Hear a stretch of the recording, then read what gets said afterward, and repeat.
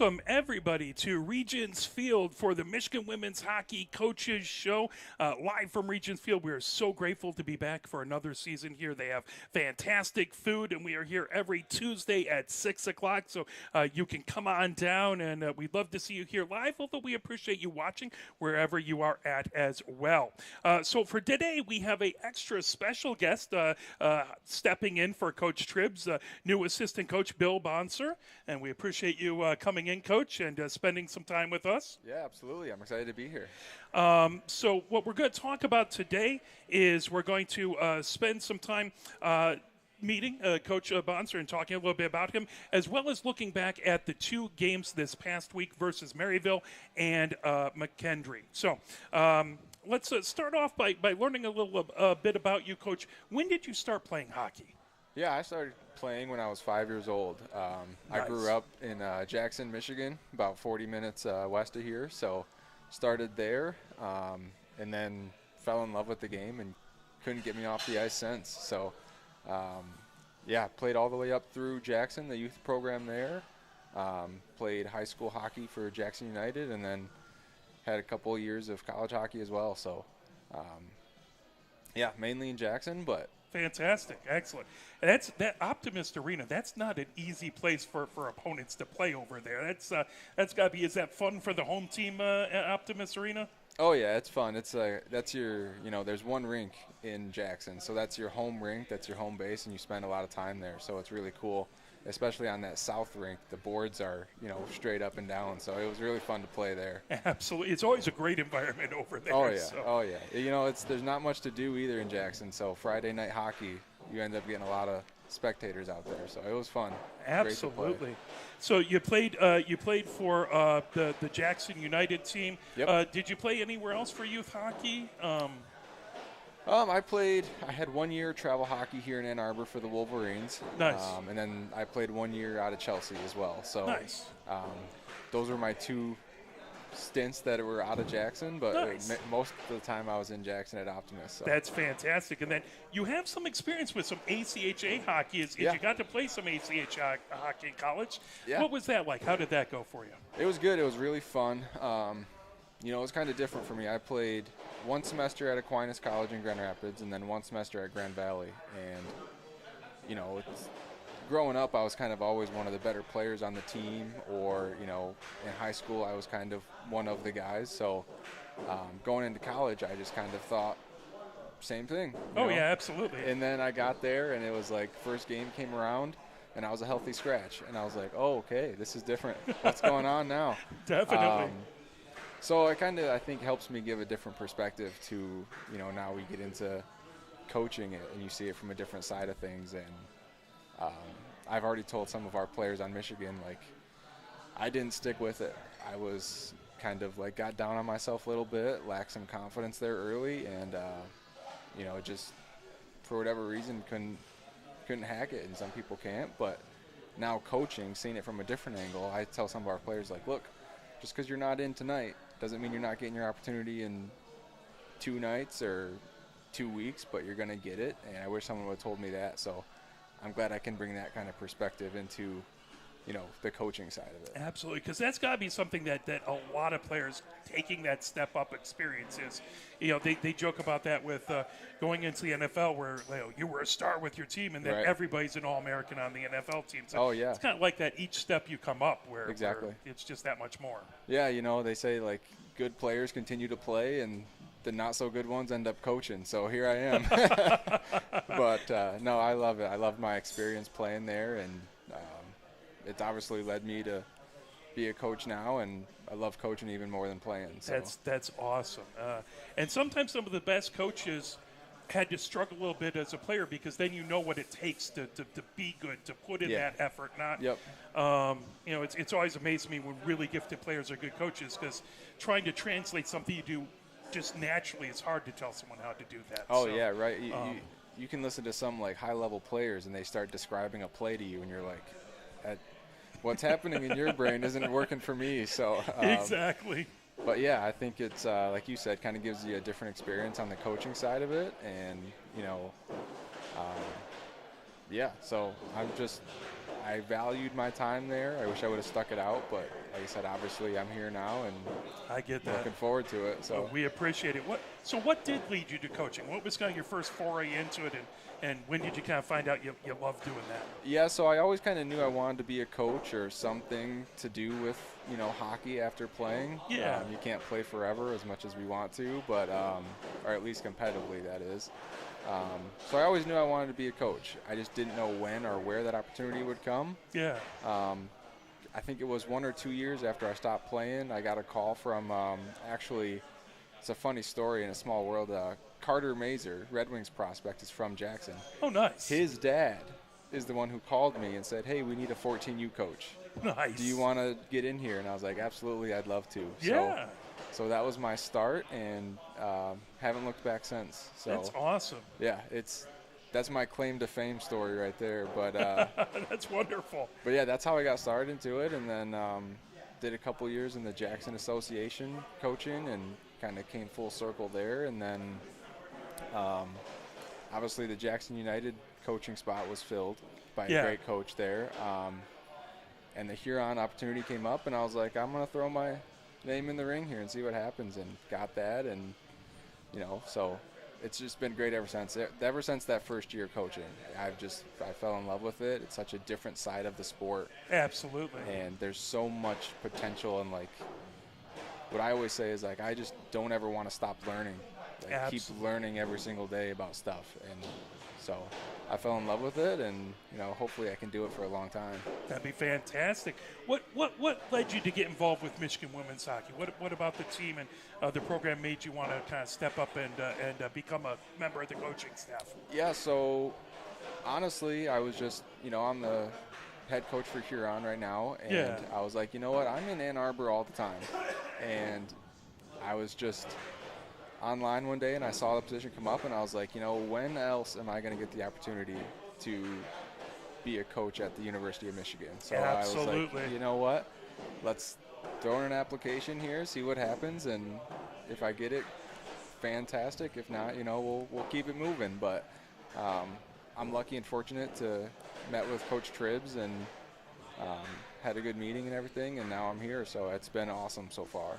Well, we really appreciate it. I know it's a lot of work, and I know Coach Upton, Coach Tribbs, and put in a lot of work there. So we appreciate someone else helping to share the duties there. And, for sure.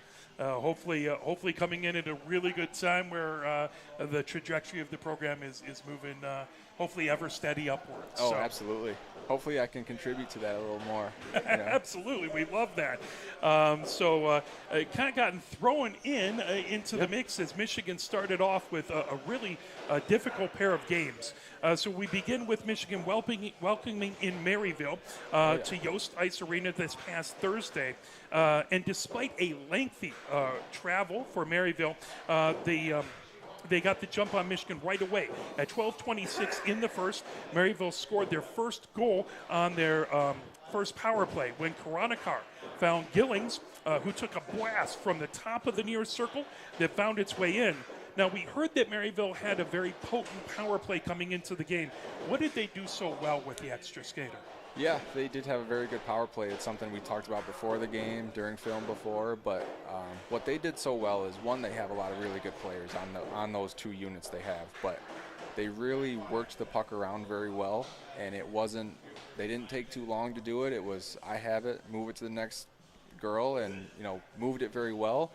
And then on top of that too, as soon as we got the puck cleared, all of a sudden they were coming right back at us. Absolutely. So we never got the chance to, you know, change or reset back up. They were so quick. They had a lot of options on the ice, and they moved the puck so well. So credit to them.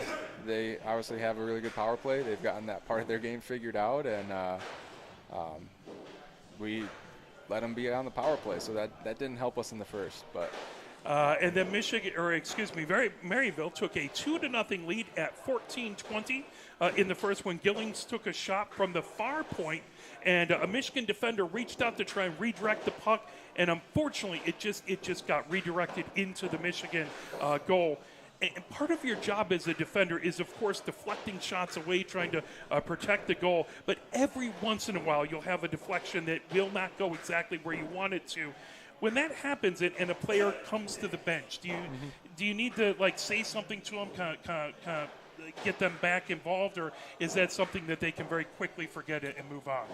I think it kind of depends on the player a little bit. Sure. That was Ferris who that happened to. I know she's a really good player. And, Absolutely. That's just one of those fluke bounces. That's kind of how we looked at it. Like, Absolutely. that bounced off her stick at almost the blue line and then bounced in. So there's not much you're going to do about that one. I think we kind of understood it was a fluke. Exactly. And you kind of move on.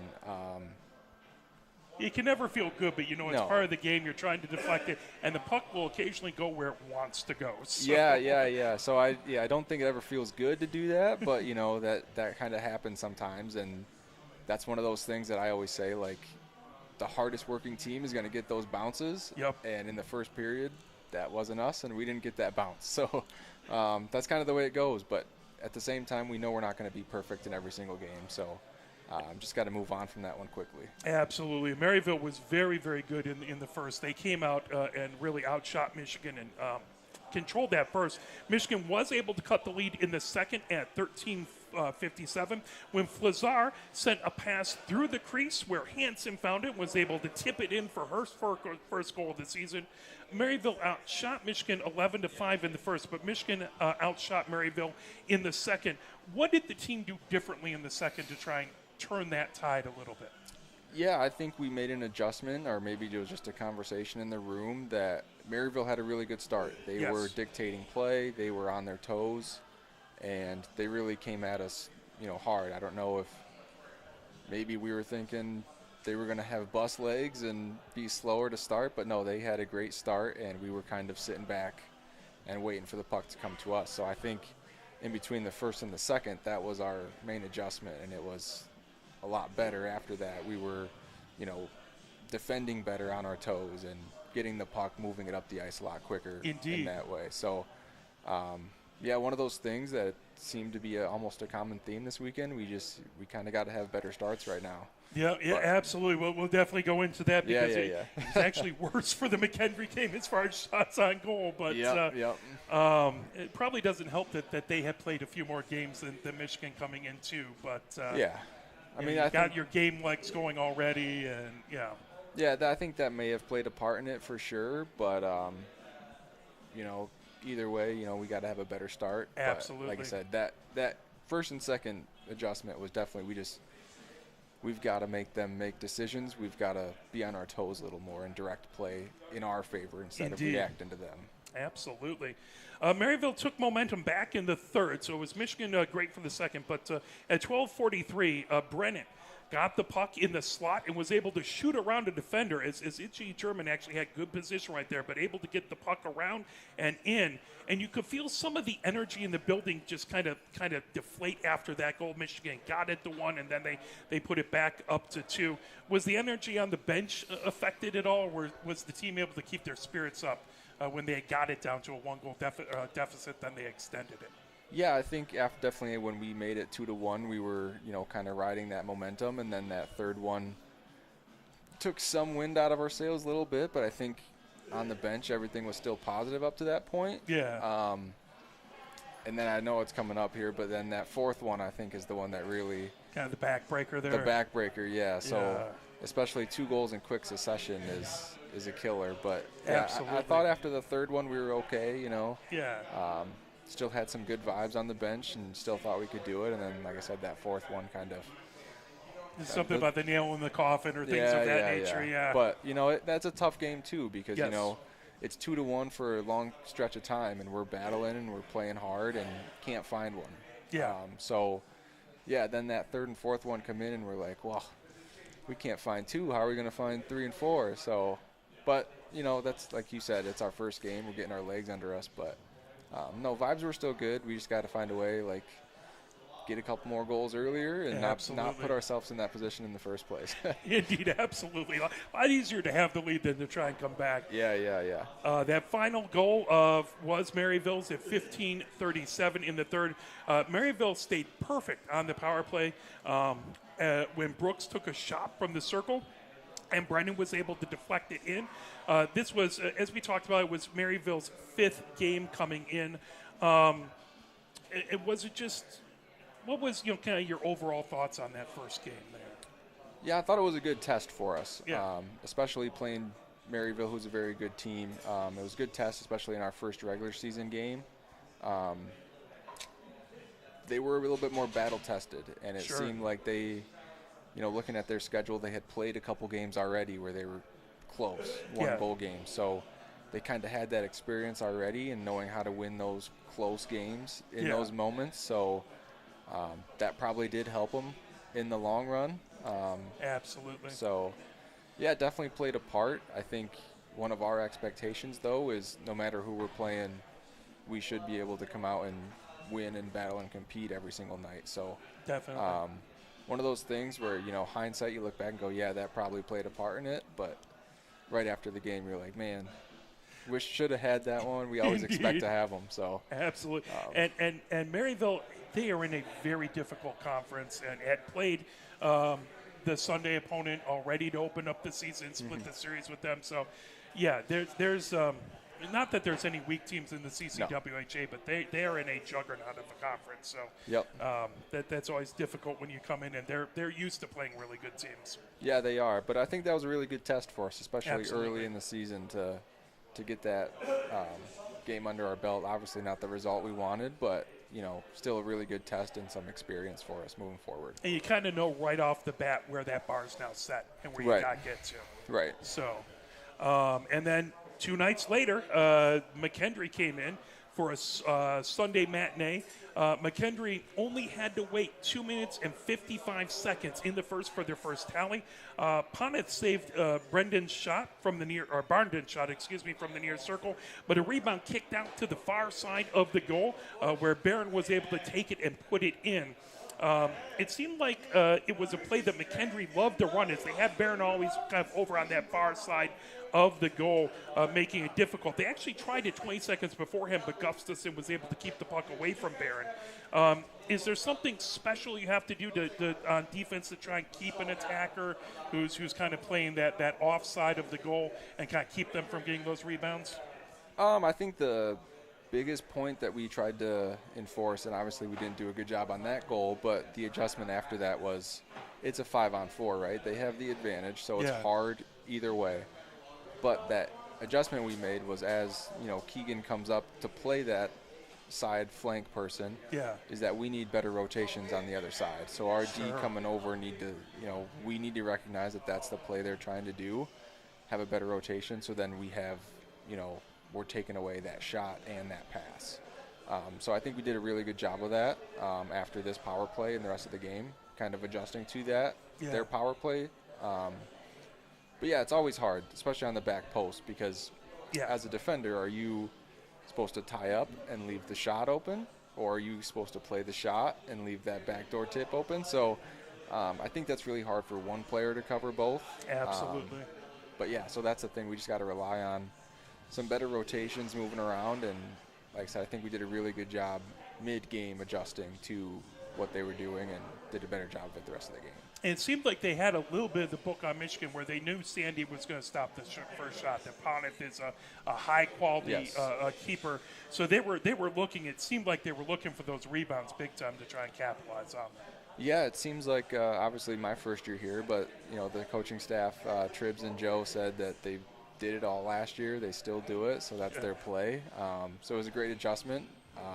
But yeah, they knew, and I think everyone knows in the ACHA that Sandy's probably going to get the first one. So Absolutely. you're going to have to make it, second, third chances. So they did a good job of that on that power play and getting those chances, and paid off for them, obviously, with a 1-0 lead. Absolutely. And then 0.3 seconds left in the period. Barnden took a shot from the slot that was saved, but somehow she was able to poke in the rebound. There were 3 defenders right on top of it, and somehow she got her stick in there. There's the old adage that you never want to allow a goal in the first minute or the last minute of the period. McKendree had dominated the first. They actually outshot Michigan 23-4, and having a 2-0 advantage. What was the locker room like between that first and second period? It was actually pretty good Nice. spirits, so we didn't get too down on ourselves. no, here we go again after the game? Nope, there was Perfect. none of that. Maybe some people thought that way, but I don't think the majority of the room felt that way. We were pretty positive, upbeat, and ready to get back out there and go. I think we just knew in the room that we're a better team than what we showed. Sure, yeah. So I think we kind of knew, like, we can get back out there and make this a game and come back and, have a better showing than that. Absolutely. So, yeah, it was pretty good, pretty positive, and I think we just knew we were better and we could give more. The team showed a lot of resilience. The shots on goal for the rest of the game were either even or slightly Michigan's favor. So the team definitely made some adjustments and definitely came up. There was no scoring in the second period, so back and forth, 2-0 lead for McKendree. And then early in the third, there wasn't any scoring. It went down to 4:50 left to go in the third when Hansen took the puck down the far side of the rink, and she got underneath the far circle and was able to kick it back to Lindahl, who actually had a bad angle, was able to tip it in and score. Now, I will admit, we were starting to get a little nervous in the booth where you keep on seeing that 2-0, and there were opportunities, but some good defense, some good goalkeeping on their part kept it down there. Was there any palpable relief? I know the crowd got all excited from it, but could you feel that energy kind of crank up there a little bit? Yeah, I think that was a big goal for us, especially, it was 2-0 for such a long time that, like kind of you mentioned that maybe there's a little tension of like, man, are we ever going to get one? But we stayed with it and showed some resilience. But, yeah, as soon as that one went in, we were like, okay, we can do it. Now let's settle into our game here and let's get going. So, and then after that, I think we just kind of rode the momentum in there. And, 2-goal leads, the worst lead in hockey, they say. So absolutely. It was kind of a sigh of relief. Definitely one that was like, all right, we're good now. Let's ride the momentum. Let's go get another one. And as Coach Ned says, goals are contagious, and 1 minute 18 seconds left. Lindahl proved that as she scored her second goal of the game. Katie German banked it off the far boards for a long pass. Hansen got a tip on it. It got all the way down, and then Lindahl was able to grab it back behind the defense and then came in. She put it on the forehand, the backhand, and was able to sneak it past that right pad. Collins outstretched, but she was able to get that in. Was there any changes in strategy kind of as you were getting late in the third, or was it just keep working our game, keep doing it, and kind of keep pounding on through? Yeah, I think there were a couple line changes we made, maybe just a couple like here and there, maybe nothing too drastic or anything like that, but definitely some line changes, trying to find some different combinations and maybe spark something, especially, one goal in the Thursday game, nothing in 2 periods so far, so yeah, we were just trying to change a couple lines and see if we could spark something, and put Hansen with Lindahl there on the end and got a little spark out of that, so that was good. But absolutely. That's definitely got there, and it's great to get Lindahl going, and Hansen's very skilled as well. And, Yep. Yeah, you said scoring's contagious, or I guess Coach Ned said that, Coach Ned's Huron guy, smart guy. So, what he says goes. It was good. We got that going, and it was contagious, and we rode that momentum, so that was awesome. Getting the game tied up, it ended up going to a 3-on-3 overtime, which is always exciting. A little nerve-wracking because there was a lot of space out there, so it's a little worry that maybe McKendree in space might have a little bit more going on, but Michigan was able to hold on, and then there was a power play that Michigan got with 43 seconds left, so it became a 4-on-3, and then with 10 seconds left, so just keeping everyone on their seats. Oh, yeah. It was Lindahl this time who slid the puck across the crease, got it over to Hansen, who tipped it in out in front, and that was a wonderful goal for the win. Michigan was able to get a split on the weekend. So was that a lot reaffirming to know that, hey, this is a really good team. We were able to come back from a 2-0 deficit and beat a very good McKendree team. Did that give this team some confidence coming off a split there? Yeah, I think so. I think that's also a big character win. Absolutely. It's something that, you'd love to win 8-0, make it no stress, right? It'd be easier for us coaches too. But, that's not the reality. You're not going to do that every single game. So there was a lot of, pride in that we had that resilience. And there was also like, okay, this is a big character win for us. This is a big culture win, Yeah. and we can build off of this. Especially, a lot of times some teams get that win in, January, February, Yeah. and they kind of go off that. But we have that now, so we can kind of build off it and keep getting better and better as the season goes along. So. And McKendree beat Adrian a couple nights before. Yep. Big foe and sometimes a stumbling block for Michigan during the season. So hopefully this is something that later on, if they get down a little bit in the future, they know that they can come back. They have that experience now in their set for the season. Absolutely, I think those are huge, especially if you have a couple of those games where you're not able to come back. Yeah. Well, all of a sudden you get late in the season and that situation happens again. You're like, oh well, we haven't done it yet. So exactly. But no, I think so. Having it here now, we know we can do it, and hopefully we're not in too many of those situations moving forward. But hopefully a couple more really good first yeah, periods. yep. But we have some better first periods and maybe get up 2-3 goals, but or maybe 3 goals because 2 goals. Yeah, 3 goals. You want to be up 3 goals. although typically I take 2 goals up than 2 goals down if you had your druthers. If we had the choice, yeah, we would take that, of course. So Michigan now has a 13-day break between Grand Valley State next weekend.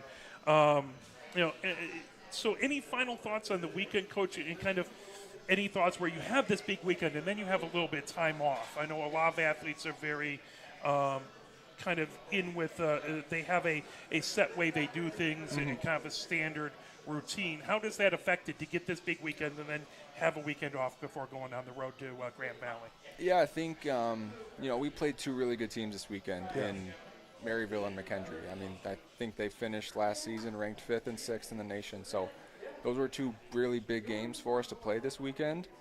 And to be honest, I think we could use the rest this weekend. Yeah.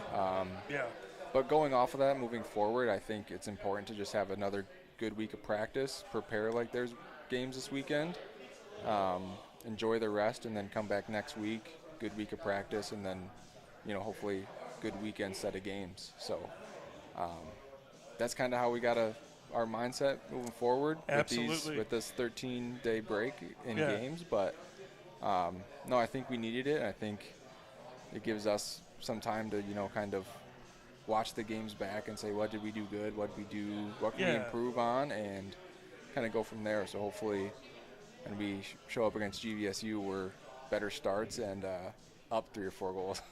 How does that? Are you excited to get to go back to your alma mater there as a coach of the opposing team, or how does that feel knowing that very early in the season you're right back over and playing the Lakers?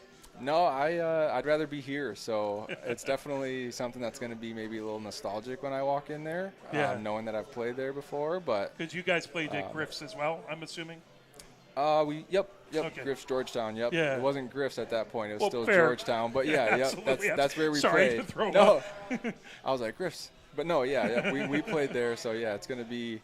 And actually, my youngest, or not my youngest, but one of my younger brothers played there as well after very me. cool. So yeah, it'll be cool to go back and walk into that rink. But obviously, I'm not rooting for them when we play them. So absolutely.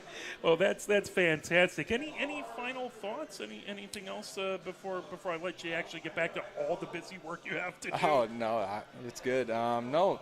Like I said already, that was just a big weekend for us. I think, obviously we'd love to take 2 games, but learning from Maryville, I think really helped even in the 2 days. And then we came back and, learned from the game and ended up with a split against McKendree. But I think the biggest thing for me is that was a huge weekend at the start of our season. Yeah.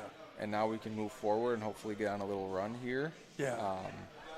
But yeah, some things to work on. But yeah, I thought it was an overall pretty good weekend for us. Perfect. And Coach Strips has a schedule that's not easy, but if you want to compete for a national championship, if you want to play with the big dogs, you have to be out there playing those tough teams all the time. Absolutely. So. And, I wouldn't be surprised if we see those 2 teams again, McKendree and Maryville. Absolutely. So. Yeah, I'm expecting probably St. Louis, they'll be there definitely. So. Oh, I'm sure. Yep. So, yeah, it was a great weekend for us, obviously we didn't want the loss, but great weekend overall, I think. Absolutely. Well, it's great to get the season kicked off. We really appreciate you coming in and getting to know you a little bit better. Absolutely. And I'm sorry you had to sit with the Pioneer Hockey play-by-play guy here, but you were a good sport about it. So.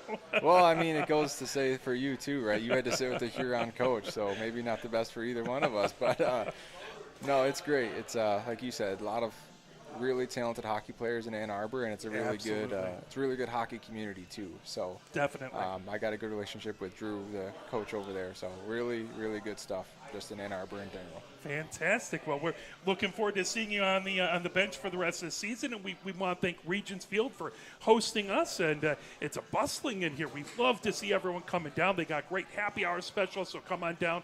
We're here most Tuesdays at 6 o'clock for the coaches show.